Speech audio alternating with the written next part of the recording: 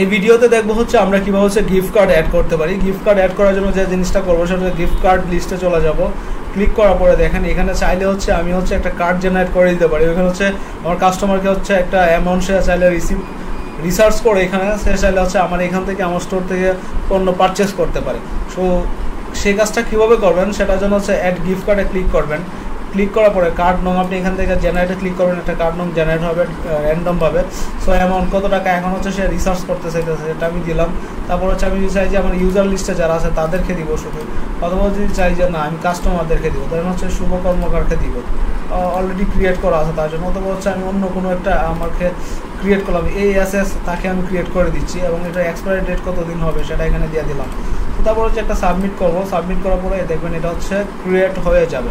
এই যে চলে আসে ASS এর জন্য কত টাকা অ্যামাউন্ট, এক্সপেন্স কত করছে ওই কার্ড থেকে সেটা চলে আসবে, ব্যালেন্স কত টাকা আছে, কে ক্রিয়েট করছে সেটা চলে আসে, এক্সপায়ারি ডেটটা।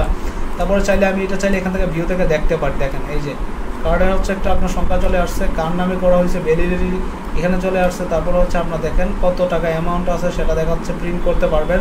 চাইলে এখানে হচ্ছে আপনার কোম্পানির নামটা হচ্ছে অ্যাড করতে পারবেন। যখন হচ্ছে আপনি কিনবেন তখন হচ্ছে আমরা অ্যাড করে দেবো সেটিংস থেকে, তখন হচ্ছে এগুলো আপনার এগুলো শো করবে এবং চাইলে এটা দিয়ে সে কিন্তু আপনার এখান থেকে পারচেস করতে পারে। এখন এই জিনিসটা হচ্ছে আপনি চাইলে হচ্ছে এখান থেকে রিসার্চও করতে পারবেন। তার জন্য হচ্ছে অ্যামাউন্ট আপনি রিসার্চ করতে পারেন। ধরেন এখানে কত টাকা আছে, আমি চাইলে ব্যালেন্স এখান থেকে রিসার্চে যখন ক্লিক করবো, তো আমি দেখেন আমি হচ্ছে 700 টাকা আরও রিসার্চ করলাম। দেখেন ক্লিক